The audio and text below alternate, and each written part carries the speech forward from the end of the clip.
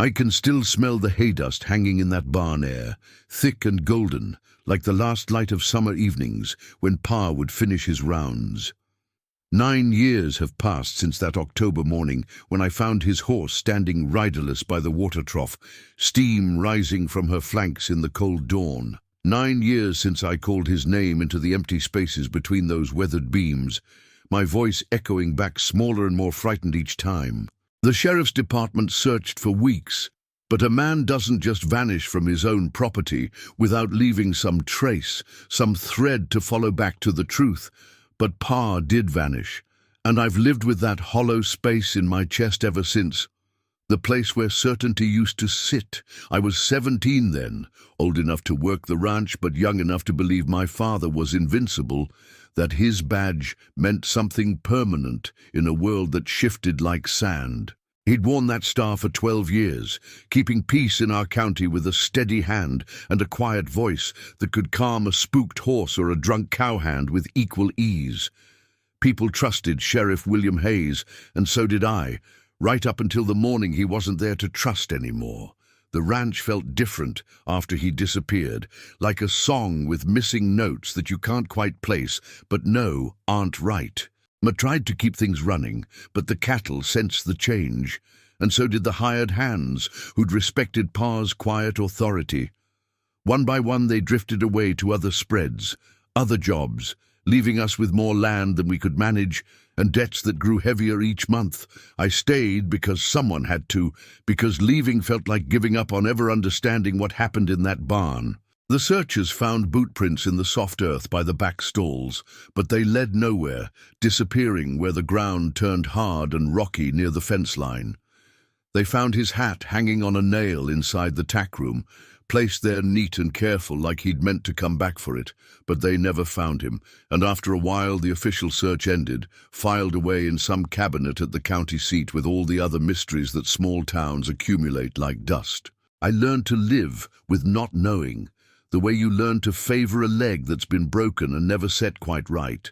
The questions became part of me, a constant ache that flared up during thunderstorms or when I'd catch sight of a tall man in the distance riding the fence line. Ma remarried after 3 years, a good man who tried his best to fill a space that wasn't shaped for him. I moved to the old foreman's cabin on the far side of the property, where I could tend what remained of our herd and keep watch over the barn, where my father's ghost seemed to linger in the shadows. Time has a way of softening the sharp edges of loss, but it doesn't erase them. I'm 26 now, married with a son of my own, and still I find myself walking out to that barn on sleepless nights. Still I run my hands along those worn wooden beams, looking for some sign I might have missed, some clue that would explain why a man who loved his family and his duty would simply disappear without a word. The barn holds its secrets the way old wood holds weather, deep in the grain where no amount of searching can reach. Yesterday changed everything, though. Yesterday, the truth came knocking in the form of Tommy Briggs, who's been helping me repair the barn's north wall, where the winter storms finally won their long war against the timber.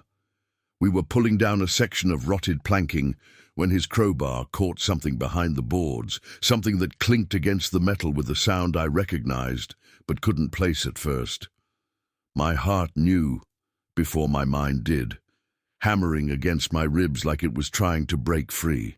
There in the hollow space between the wall studs, wrapped in oiled cloth and protected from the years, was Pa's sheriff badge, the 6-pointed star that had caught sunlight on his chest every morning as he prepared for his rounds. The badge he'd worn with such quiet pride that it seemed part of him, like his weathered hands or his steady grey eyes. It gleamed in the shaft of light that fell through the barn's broken roof, unmarked by time or weather, as if it had been waiting all these years for someone to find it. But finding the badge raised more questions than it answered. Pa never would have hidden it there himself. He wore it every day until the day he vanished, pinned to his vest like a sacred trust. Someone else had placed it in that wall, someone who knew about the loose planking and the hollow space behind it.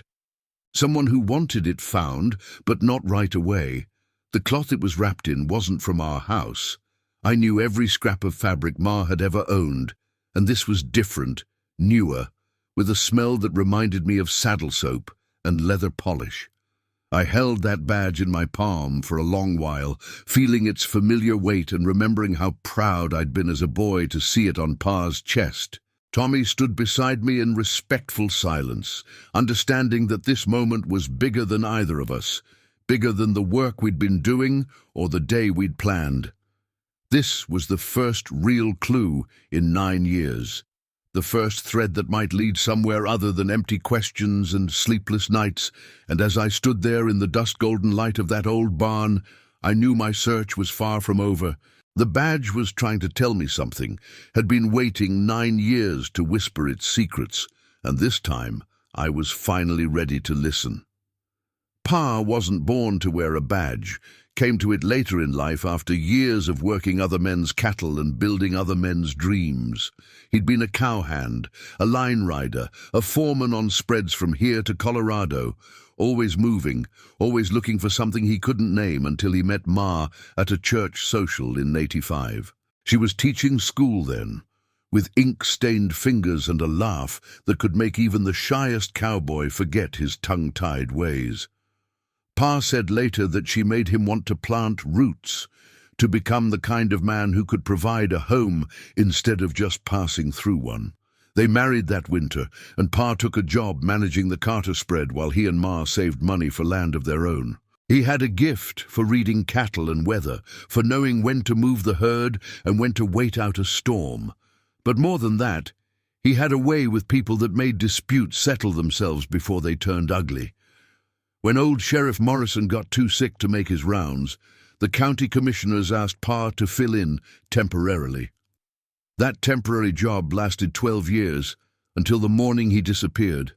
I remember how carefully he'd polish that badge every Sunday morning, sitting at the kitchen table while Ma cooked breakfast and the smell of bacon mixed with the scent of metal polish. His hands were gentle with it, the same hands that could rope a steer or deliver a calf, treating that piece of tin like it was made of precious metal. He'd tell me stories while he worked, about keeping the peace and helping folks solve their problems before they got out of hand. Never once did he make it sound glamorous or exciting, just necessary work that somebody had to do.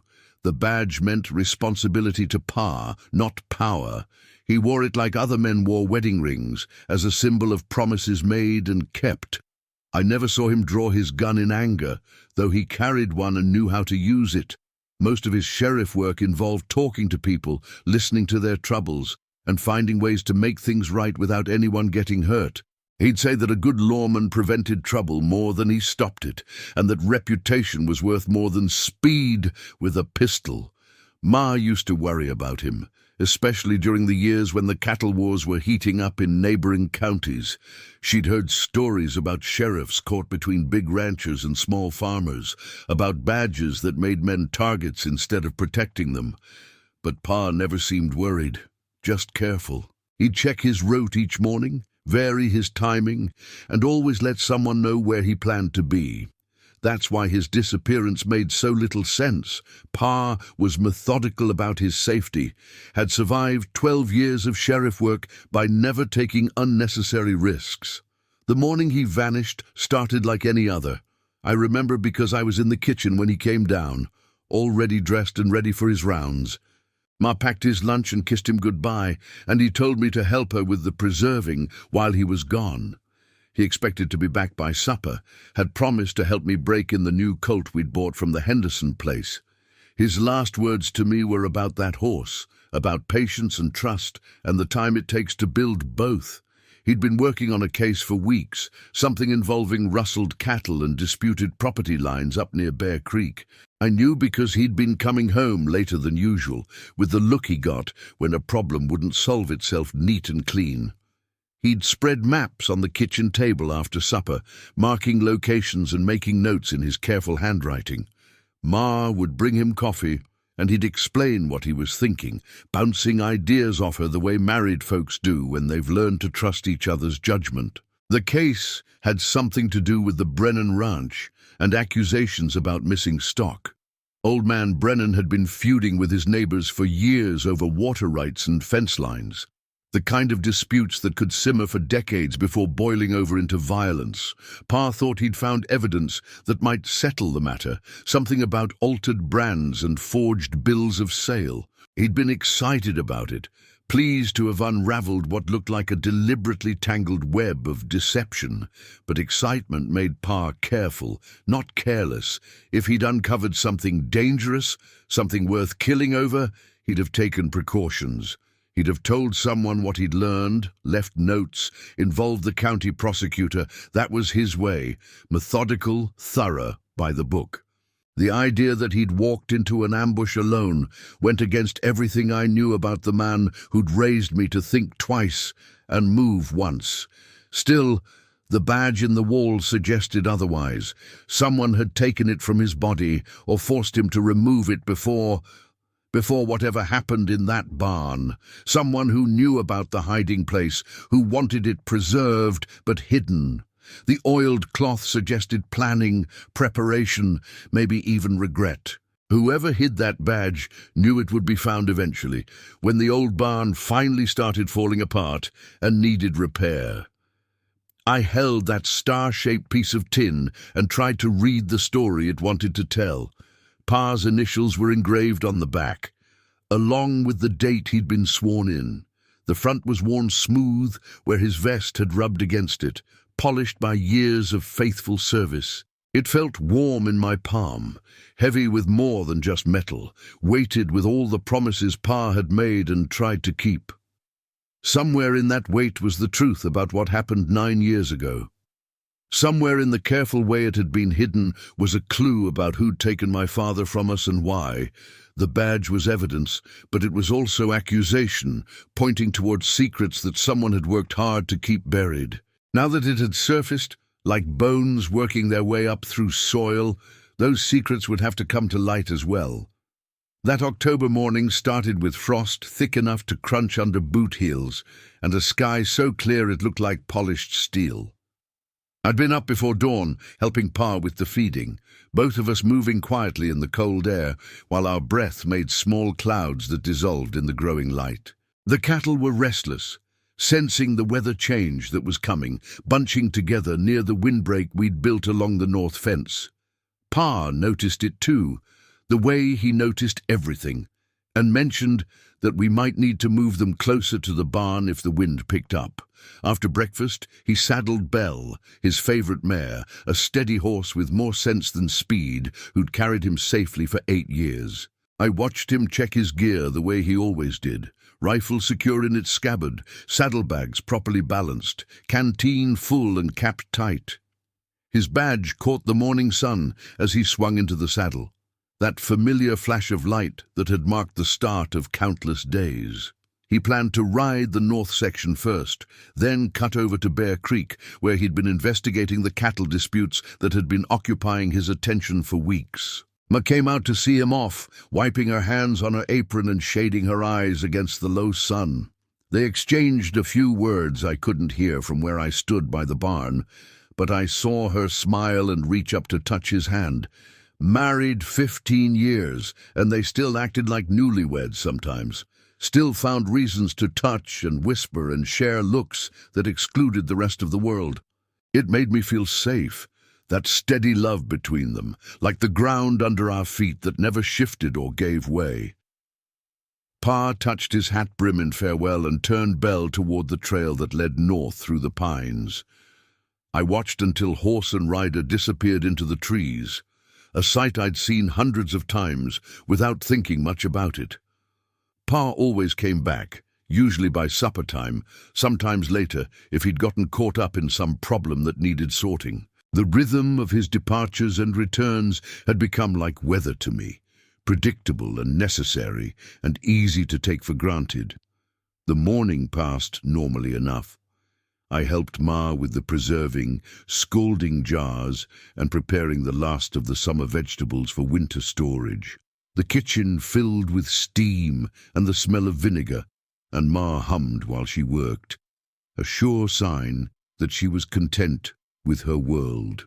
We talked about the dance coming up at the church, about whether I'd finally work up the courage to ask Sarah Henderson to be my partner. Ma had opinions about that, gentle but pointed, the way mothers do when they want to nudge without pushing. Around noon, I noticed Belle standing by the water trough, still saddled but riderless, steam rising from her flanks like she'd been running hard. At first I thought Pa had gotten called away suddenly and turned her loose to find her way home, something that had happened before when emergency business came up. But Belle was trained better than that. She'd never leave Pa unless something was seriously wrong. I called to Ma and we both went out to look the mare over, searching for signs of what might have happened. Belle was unhurt but agitated, dancing sideways when I tried to catch her bridle and rolling her eyes like she'd seen something that spooked her deep. Her saddle was secure but empty, Pa's rifle still in its scabbard and his saddlebags unopened. Whatever had separated him from his horse had happened fast, without time for him to secure his gear or send Belle home deliberately. The reins were muddy, and there were scratches on the saddle horn, like Belle had pushed through brush or been caught on something while running free. I backtracked Belle's trail as far as I could, following her prints through the soft earth near the creek and up into the rocky ground where sign became harder to read. The tracks led toward Bear Creek, in the direction Pa had planned to ride, but they scattered and multiplied where other horses had passed, making it impossible to separate Belle's trail from the general traffic of ranch work. I found places where she'd stopped to graze and others where she'd moved fast, but nothing that told me where or why she'd lost her rider. By evening, Pa still hadn't returned, and Ma's humming had stopped. We both tried to act normal, but worry had settled between us like smoke, visible and choking.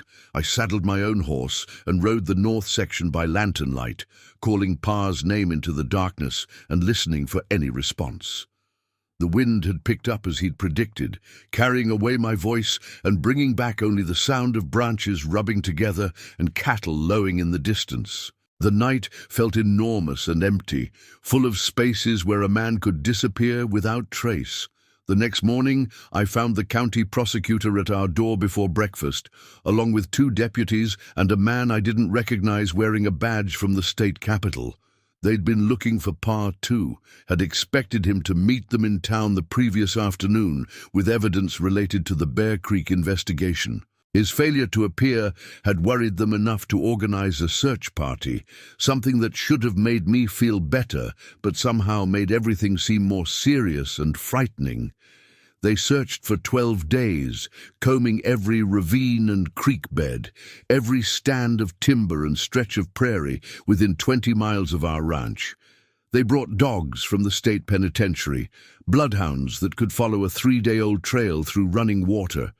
They questioned every rancher and cowhand in the county, mapped out feuds and grudges and old disputes that might have turned violent, but they never found so much as a button from Pa's shirt, never turned up a single clue that explained what had happened to Sheriff William Hayes. The official search ended on a gray Tuesday that felt like the world giving up. The prosecutor shook my hand and promised they'd keep the case open, but I could see in his eyes that he expected Pa to stay missing. The deputies packed up their maps and their theories and went back to other crimes, other mysteries that might actually get solved.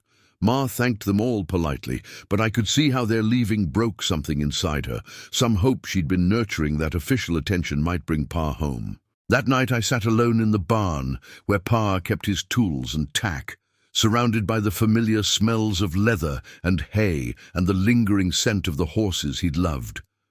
The emptiness felt different now, permanent rather than temporary, like a wound that would never quite heal. I tried to imagine what might have happened, but every scenario ended with questions I couldn't answer and fears I didn't want to face. Somewhere in that barn, hidden behind a wall I wouldn't think to check for 9 more years, Pa's badge waited like a time bomb, ready to explode my understanding of everything I thought I knew. The first year after Pa disappeared was like learning to walk with one leg missing. Every step reminded me that something essential was gone, that balance would never come natural again. but threw herself into keeping the ranch running, working from dawn to dusk, with a determination that worried me more than grief would have.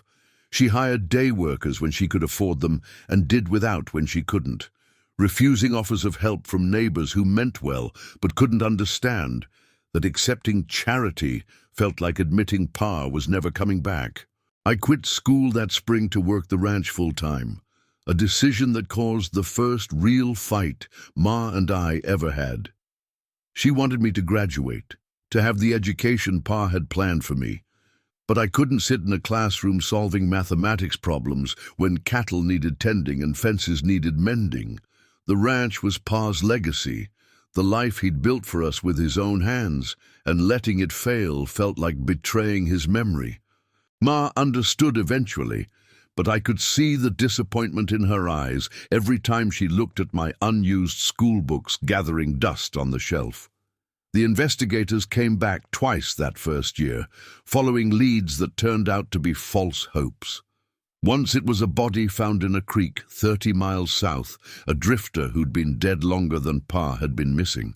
Another time, it was a report of a man matching Pa's description seen in a town near the Colorado border, but the witness turned out to be half-blind and wholly drunk.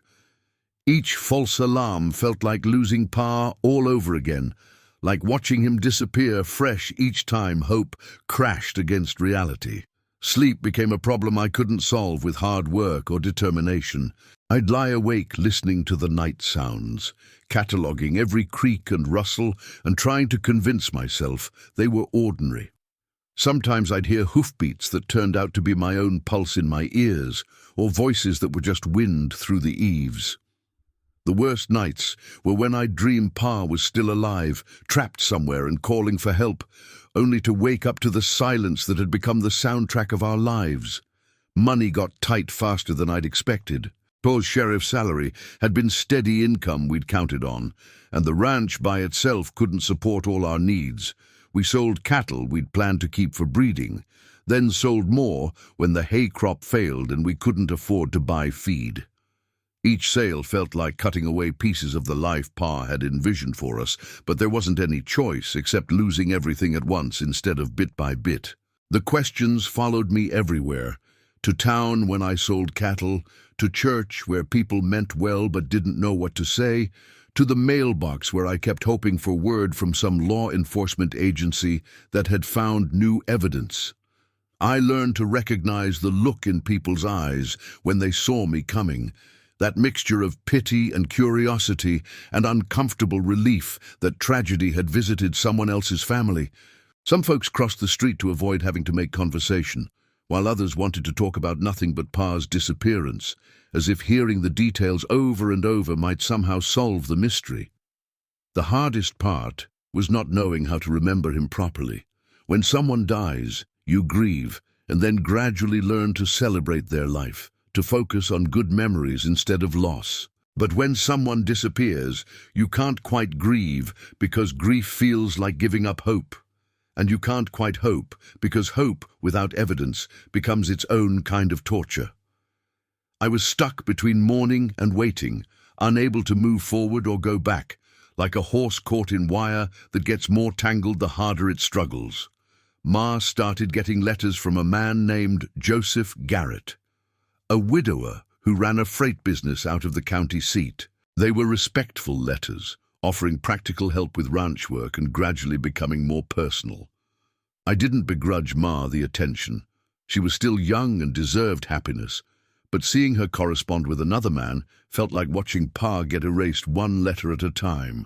When Garrett started visiting on Sundays, I made myself scarce, riding fence or checking stock rather than witnessing what felt like betrayal, even though I knew it wasn't. By the second year, I'd developed habits that I recognized as unhealthy but couldn't seem to break. I'd search sections of the ranch obsessively, looking for signs I might have missed, clues that 2 official investigations had somehow overlooked. I wore paths between the barn and the creek, the house and the north pasture, the fence line and the woods where Pa had disappeared. Every unusual rock or disturbed patch of earth got examined and re-examined until I knew every square foot of our property better than most people knew their own bedrooms. The barn became both refuge and torment. The last place Pa had been seen, and the place where his presence lingered strongest. I'd sit in the tack room where his hat still hung on its nail, breathing in the fading scents of leather oil and horse sweat that reminded me of him. Sometimes I felt close to understanding what had happened, as if the answer was right there in the shadows, waiting for me to see it clearly. Other times the barn felt empty as a grave, holding nothing but my own desperate need for closure that might never come. Town gossip turned Pa's disappearance into legend, each telling adding new details that moved further from fact toward folklore. Some said he'd been killed by rustlers and his body hidden where it would never be found. Others believed he'd uncovered corruption that went all the way to the state capital and been eliminated to protect powerful interests. A few whispered that he'd run off with another woman, though anyone who'd seen him with Ma knew how ridiculous that theory was. The stories multiplied and evolved, but none of them brought him back or explained what had really happened that October morning. As the third year began, I realized I was becoming someone Pa wouldn't recognize, someone defined entirely by loss and suspicion and the inability to accept what couldn't be changed. The ranch was failing despite my efforts, and Ma was moving toward a new life that didn't include the ghost I'd been living with. Something had to change, but I didn't know how to change it without feeling like I was abandoning Pa to whatever fate had claimed him. The questions that had sustained me were starting to consume me, and I was running out of ways to keep them from taking over completely. Ma married Joseph Garrett on a warm April morning 3 years after Pa disappeared, in a simple ceremony at the church where she and Pa had been wed 15 years earlier. I stood as witness, wearing Pa's good suit that had been taken in to fit my narrower shoulders, trying to smile while my heart hammered with something between grief and gratitude. Garrett was a decent man who'd courted Ma with patience and respect, never trying to replace Pa but offering her a chance at happiness I knew she deserved. Still, watching her exchange vows with another man felt like watching the last chapter of my childhood get written and closed. The newlyweds moved to Garrett's place in town, leaving me alone on the ranch with more space than I needed and more memories than I could carry. We'd talked about selling the property, but neither Ma nor I could bring ourselves to let go of the life Pa had built with his hands and dreams. Instead, I became the official owner at 19, inheriting debts along with deeds and the responsibility of making something work that had been failing for 3 years. The silence in the empty house felt different from the quiet of a working ranch. It was the silence of abandonment, of spaces meant for family that now held only ghosts. I hired myself out to neighboring spreads during roundup season, earning enough to keep the ranch barely afloat, while learning skills I should have mastered years earlier under Pa's guidance. The work was familiar but lonely, and I found myself studying the other hands, trying to imagine what kind of man Pa had been before he became my father and a sheriff. Had he been as quiet as Tom Wheeler, who could work all day without saying 10 words? As steady as Carl Martinez, who never seemed rattled by spooked cattle or bad weather? I was looking for pieces of Pa in other men, trying to assemble a complete picture from fragments and guesswork. Sarah Henderson and I started keeping company that summer, a relationship that grew naturally from childhood friendship into something deeper and more complicated. She understood loss in ways most young women didn't. Her own father had died when she was 12, leaving her to help her mother run their small spread with determination that matched my own. We'd sit on her family's porch in the evenings, talking about everything except the obvious, both of us old before our time, but trying to remember how to be young together. She never asked directly about Pa's disappearance, but I could see the questions in her eyes sometimes, the careful way she'd watch me when I got that distant look that people had learned to recognize. Sarah had a gift for knowing when to talk and when to just sit quietly, when to offer comfort and when to give me space to work through whatever was troubling me. Her presence made the ranch feel less empty, though I was careful not to let myself depend too much on happiness that might not last.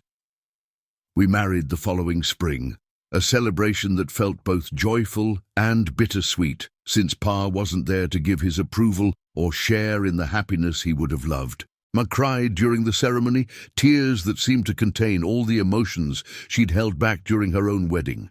Grief for Pa's absence, joy for my future, and something like relief that I was finally moving forward instead of staying frozen in the moment of his disappearance.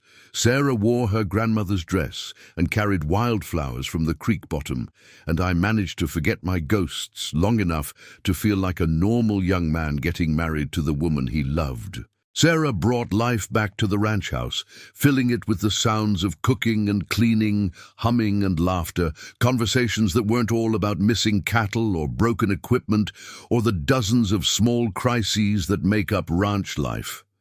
She had opinions about everything from where to plant the vegetable garden to how to arrange the furniture, opinions she shared with the confidence of someone who intended to make the place truly home. Her influence was gentle but persistent, like water working on stone, gradually reshaping spaces that had been frozen in time since Pa's disappearance. Our son was born the next winter, during a blizzard that kept the doctor from reaching us and left Sarah and me to manage with only her mother's help and prayers. We named him William, after Pa, though we called him Billy to distinguish him from the grandfather he'd never meet. Holding that small, squirming life in my hands for the first time, I felt a mixture of joy and terror that must be universal to new fathers, but also something specific to my situation, the crushing responsibility of breaking the cycle of loss that seemed to define our family. Billy's presence changed everything about how I thought about the ranch and the future. The place wasn't just a memorial to Pa anymore, but a legacy I needed to preserve and improve for my son. I started making repairs I'd been putting off, investing in improvements that would pay dividends years down the line.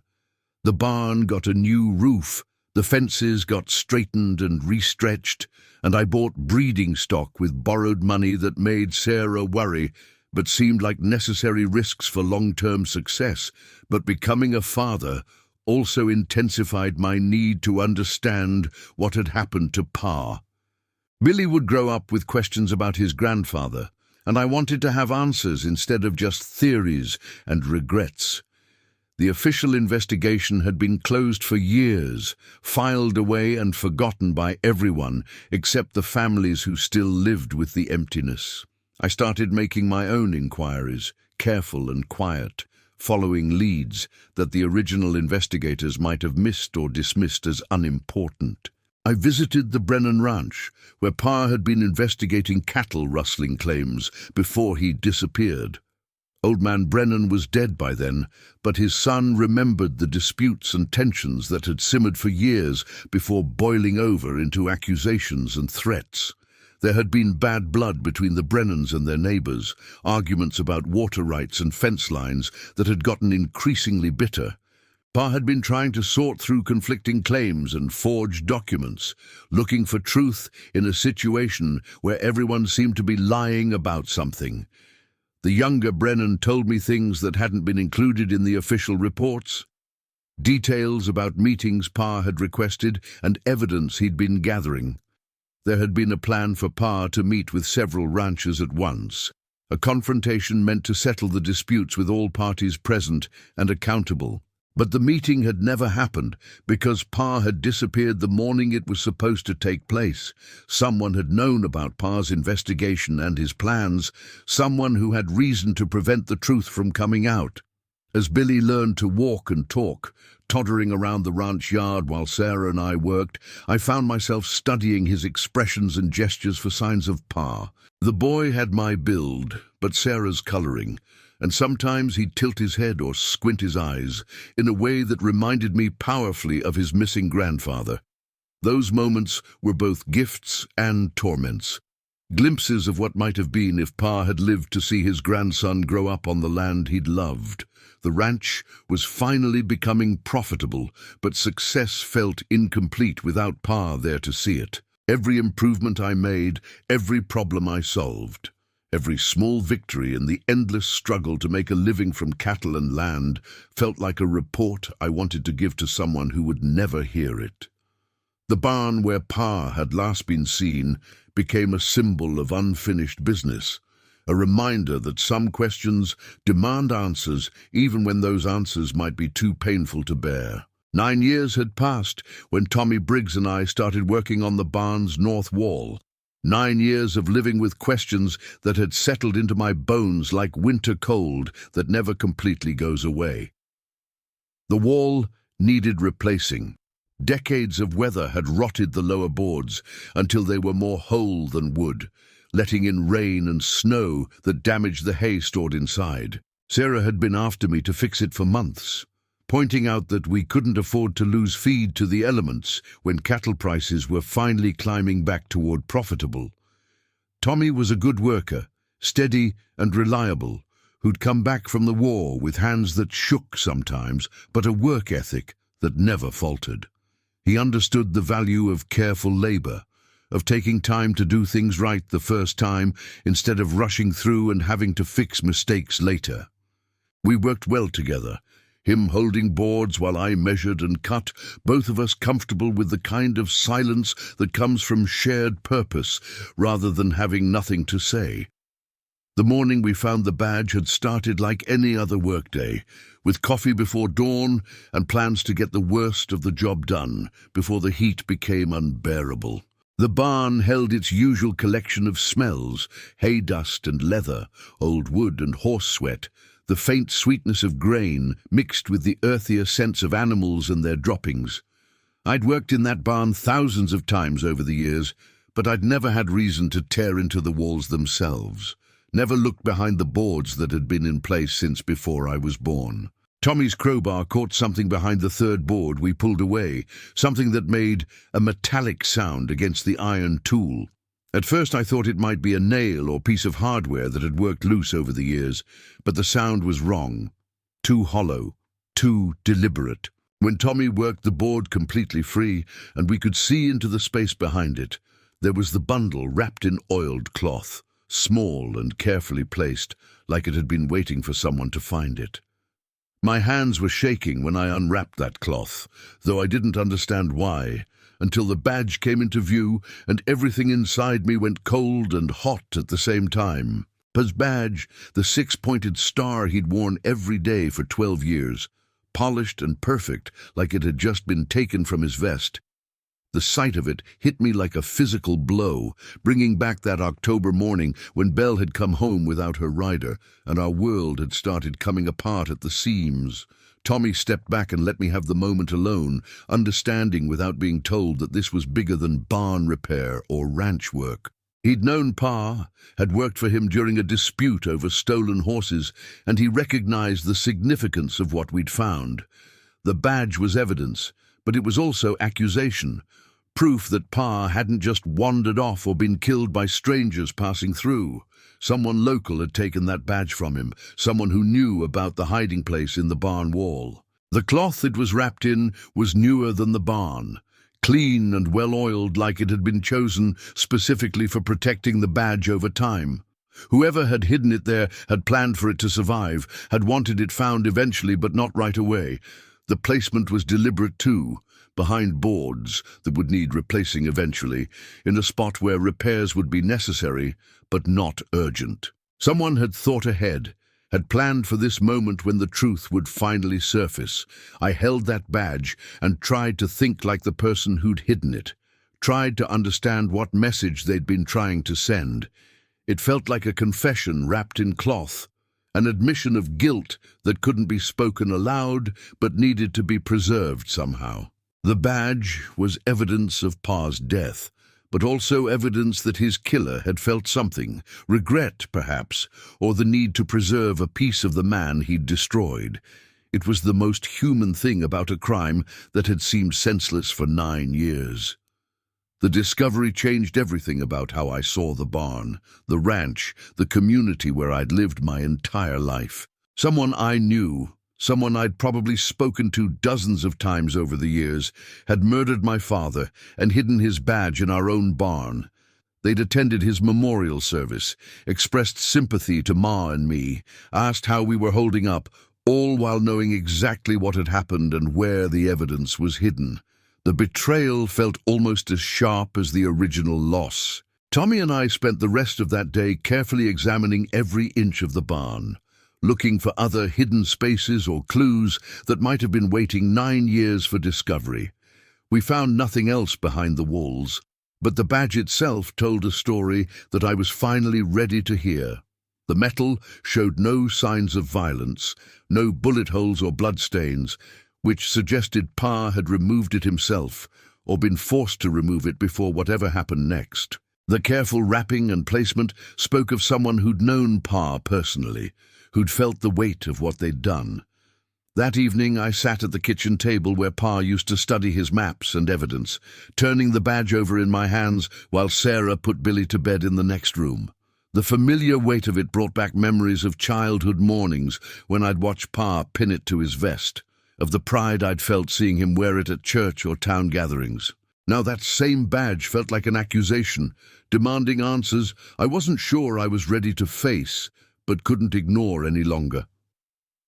Sarah found me there near midnight, still holding the badge and staring at the kitchen wall where Pa's old maps were still tacked up, faded now and marked with notes in his careful handwriting. She didn't say anything at first, just put her hand on my shoulder and let me feel her presence, her steadiness, her willingness to face whatever came next. When I finally told her what we'd found, she listened without interruption, understanding that this discovery changed everything about our future, about the questions that would now demand answers. We talked until dawn about what the badge meant and what I needed to do next. Sarah had her own theories about Pa's disappearance, ideas she'd kept to herself out of respect for my grieving process. She'd noticed things over the years, people who acted strangely when Pa's name came up, conversations that stopped when she entered rooms, the careful way certain families avoided talking about the past. Her outsider's perspective had seen patterns that I'd missed, connections that my grief had made too painful to examine closely. The badge was going to force those connections into the light, going to make people confront truths they'd spent 9 years avoiding. I knew that reopening the investigation would stir up old grudges and buried secrets, would make enemies of people who'd preferred the mystery to remain unsolved. But Billy was walking now, asking questions about the grandfather whose picture hung in our parlor, and I couldn't let him grow up with the same unanswered questions that had shaped my entire adult life. The next morning I rode into town with Pa's badge in my saddlebag, wrapped careful and protected, but burning against my leg like a coal that wouldn't cool. I'd made arrangements to meet with Sheriff Davidson, the man who'd taken over Pa's position and spent his first year dealing with the aftermath of an unsolved disappearance. Davidson was younger than Pa had been, more educated but less experienced, and I could see in his eyes that he'd always felt like he was wearing a dead man's boots that didn't quite fit. Davidson studied the badge with the careful attention of someone who understood evidence, turning it over in his hands and examining the cloth it had been wrapped in. He asked good questions about where we'd found it and how, about the condition of the hiding place and whether anyone else knew about the discovery. I could see him shifting into investigator mode, the same focused intensity Pa must have shown when working difficult cases, and I felt a mixture of hope and apprehension about what might come next. We spread out the old case files on his desk, documents I'd never seen but had imagined countless times over the years. There were witness statements and search reports, maps marked with locations where evidence might have been found, theories that had been pursued and abandoned when they led nowhere. Reading through Pa's own notes, written in the weeks before his disappearance, I saw a picture of a man closing in on something important, following a thread that someone had been desperate to cut. The cattle rustling case had been more complex than I'd understood, involving not just the Brennan Ranch, but several other properties and a network of altered brands and forged ownership papers. Pa had been mapping out connections between buyers and sellers, documenting a pattern of theft that stretched across 3 counties and involved some prominent local families. His notes suggested he'd identified the key players and was preparing to make arrests when he disappeared. One name appeared repeatedly in Pa's investigations: Marcus Webb, a cattle buyer who'd moved to our county 2 years before Pa's disappearance and quickly established himself as a major player in the local livestock market. Webb had money and connections, buying large herds and shipping them east to markets where questions about their origins wouldn't be asked. Pa's notes showed growing suspicion about Webb's operations, about cattle that appeared and disappeared too quickly to be entirely legitimate. Davidson and I decided to pay Webb a visit, not as an official investigation yet, but as a preliminary inquiry about the newly discovered evidence. Webb still lived on the same spread he'd bought with cattle money, a prosperous operation that had expanded considerably over the 9 years since Pa's disappearance. The success seemed almost too complete, too convenient for a man who'd arrived with limited resources and built an empire in less than a decade. Webb received us in his parlor, a room decorated with expensive furniture and Eastern luxuries that seemed out of place in ranch country. He was a man in his 50s, well-dressed and smooth-talking, with the kind of confidence that came from wealth and the assumption that money could solve most problems. When Davidson showed him the badge, Webb's expression didn't change, but I noticed his hands tighten slightly on the arms of his chair, a small tell that suggested recognition. He claimed not to remember much about Pa's investigation, said it had been years ago and the whole business had been cleared up after the sheriff's disappearance. But his answers were too smooth, too prepared, like someone who'd rehearsed this conversation in his mind many times. When Davidson asked about specific dates and locations from Pa's notes, Webb became vaguer, more evasive, offering general statements instead of the detailed memories that innocent people usually provide. After we left Webb's place, Davidson and I rode in silence for several miles, both of us processing what we'd seen and heard. Webb hadn't directly incriminated himself, but his behavior suggested guilty knowledge, an awareness of details he shouldn't have possessed if he'd been truly uninvolved in Pa's disappearance. Davidson was thinking like a lawman now, planning next steps and considering what evidence would be needed to build a case after 9 years. We spent the afternoon interviewing other people whose names appeared in Pa's notes, asking careful questions about the cattle business and the disputes that had been brewing before Pa disappeared.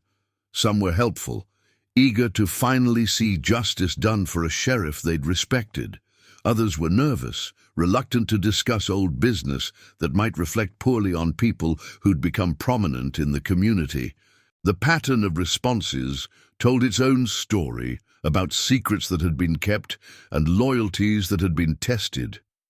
By evening, we had enough circumstantial evidence to justify reopening the case officially, enough connections and contradictions to suggest that Pa's murder hadn't been random violence, but a carefully planned elimination of a threat to profitable criminal activity. Webb emerged as the primary suspect, a man with motive, opportunity, and the resources to cover up his crime.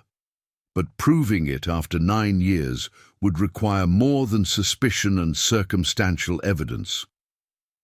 Davidson explained the challenges we faced: witnesses who might have died or moved away, evidence that could have been destroyed, memories that had been deliberately obscured by time and self-interest. But he also emphasized that the badge itself was powerful evidence, proof that someone had preserved a piece of Pa, despite destroying the man. That preservation suggested conscience, perhaps guilt, maybe even a desire to be caught eventually. Sometimes criminals created their own evidence, left trails that led back to them when the pressure became too great to bear.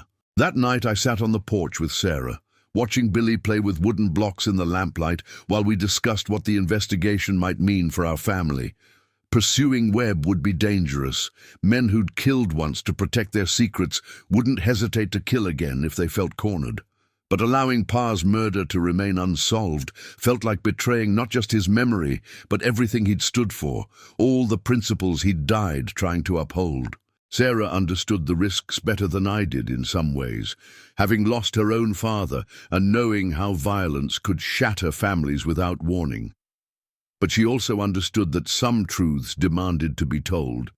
That justice delayed wasn't necessarily justice denied if the evidence finally surfaced. She squeezed my hand in the darkness and told me she'd support whatever decision I made, that Billy deserved to know the truth about his grandfather, even if that truth came with dangers and difficulties. The badge had started something that couldn't be stopped now, had set events in motion that would either bring justice or bring more tragedy to our family. But after 9 years of questions without answers, of living with ghosts and possibilities, I was ready to face whatever came next. Pa had died seeking truth, and I owed it to him and to Billy to see that search through to its conclusion, no matter what that conclusion might reveal about the community where we'd built our lives. 2 weeks later, Davidson arrested Marcus Webb on charges of cattle rustling, murder, and conspiracy, based on evidence that had taken 9 years to surface but painted a clear picture of greed and violence. The arrest sent shockwaves through the community, splitting people between those who'd suspected Webb's prosperity came from questionable sources and those who couldn't believe such a prominent citizen could be a killer. The truth, as it emerged during the trial, was uglier and more complex than anyone had imagined. Webb had arrived in our county with stolen money and a new identity, fleeing embezzlement charges in Colorado and looking for a place to reinvent himself as a legitimate businessman.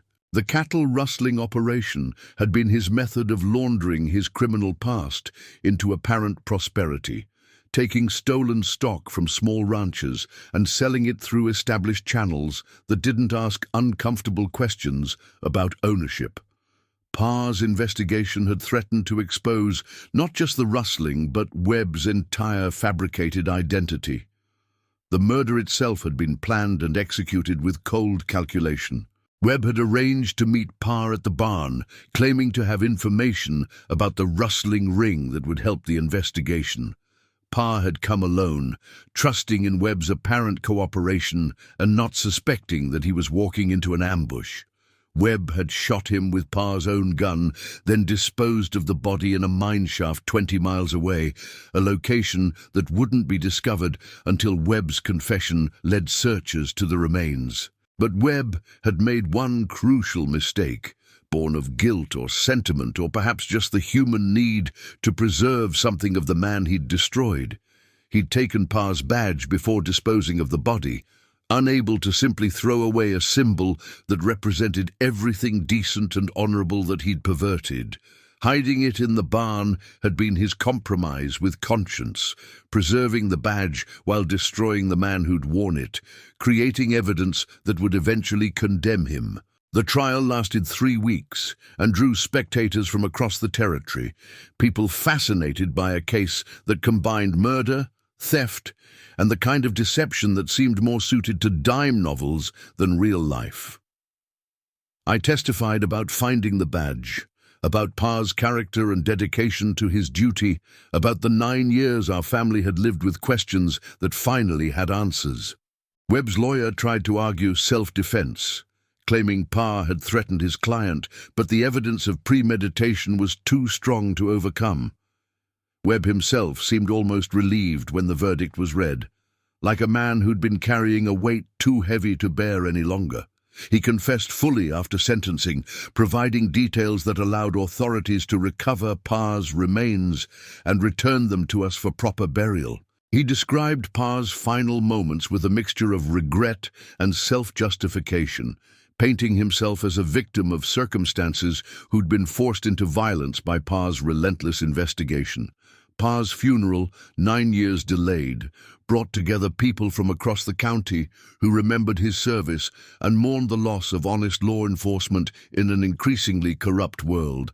We buried him in the cemetery overlooking the ranch he'd loved, with full honors and a service that celebrated his life rather than focusing on the manner of his death. Billy was old enough to understand some of what was happening, old enough to know that his grandfather had been a good man who died doing important work. The trial's aftermath brought changes I hadn't expected. Several other cases that had been dismissed or ignored were reopened when Pa's old evidence came to light, leading to more arrests and convictions. The cattle rustling network had been larger than anyone suspected, involving respected citizens who'd used their reputations to cover criminal activity. Pa's investigation had been more thorough than I'd known, building cases that his murder had prevented him from completing. Webb was hanged 6 months later, on a grey December morning that felt appropriate for such a grim conclusion. I didn't attend the execution, having no desire to watch a man die, even if he deserved it. Justice had been served, but it felt incomplete somehow, unable to restore the years our family had lost or answer all the questions that Pa's death had raised. The badge that had started it all went into Billy's inheritance, along with the land and legacy that Pa had built with honest work. The ranch prospered in the years that followed, success that felt earned rather than stolen, built on principles that Pa would have recognized and approved. Sarah and I had more children, a daughter we named Grace and another son called Thomas, children who grew up knowing their grandfather's story and understanding the importance of truth and justice, even when they came at great cost. The barn where we'd found the badge became a symbol of family persistence, of secrets that couldn't stay buried forever. Sometimes in the evenings, I'd walk out to Pa's grave and tell him about the ranch, about his grandchildren, about the community that had slowly healed from the wounds that Webb's crimes had created. The conversations were one-sided but necessary, a way of maintaining connection with a man whose influence continued to shape every decision I made. The badge had given us closure, but more than that, it had given us proof that truth survives even when truth-tellers don't. Billy grew up to become a lawman himself, wearing a different badge but carrying the same commitment to justice that had cost his grandfather his life. He understood the risks and chose them anyway, driven by principles that had been passed down through blood and sacrifice and the stories we told around the dinner table. The cycle had been broken and reformed, tragedy transformed into purpose, loss redeemed by the determination to prevent such losses in the future. Standing here now, 26 years old, with a family of my own, and a ranch that finally feels like home instead of just a memorial, I understand that Pa's real legacy wasn't the badge, or the land, or even the justice that was eventually done. His legacy was the example he set, the proof that ordinary people can choose to do extraordinary things when circumstances demand it. That badge behind the barn wall had been waiting not just to reveal the truth about his death, but to remind us about the principles that made his life worth remembering. The questions are finally answered, the ghosts finally laid to rest. But the work continues. The eternal struggle between those who would corrupt and those who would preserve, between easy profits and honest effort, between the darkness that hides in human hearts and the light that badge represented every day Pa wore it. That's his true inheritance, passed down through generations and polished bright by the hands of everyone who chooses to serve something greater than themselves. In the end, Pa didn't just solve his own murder by preserving that badge. He taught us that truth has its own power, its own timeline, its own way of surfacing when the world is ready to face it. Some secrets are meant to be kept, but others are meant to be shared, to be passed down like family heirlooms that grow more valuable with age.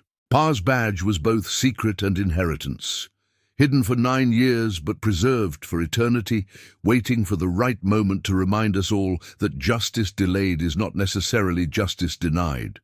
The ranch still stands, the barn still holds its memories, and somewhere in the distance a new sheriff rides his rounds, carrying the weight of responsibility that Pa understood so well.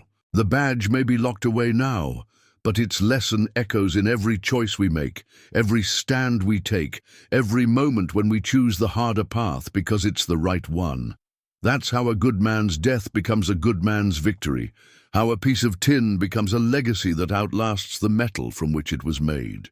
If you like this type of story, leave a like and subscribe to our channel.